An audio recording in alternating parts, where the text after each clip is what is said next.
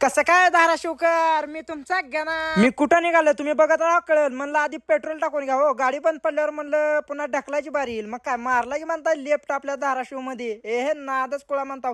Feeling अशी म्हणता धगात होती. हो, काय सांगू शकत नाही म्हणता.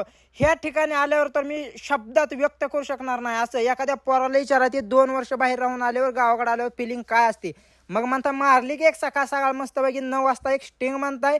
मग पुन्हा कुठं आलोय मी, तर ही जागाचं तुम्हाला जर लोकेशन माहिती असलं, नाव माहिती असलं, तर तुम्ही कमेंट मध्ये सांगा.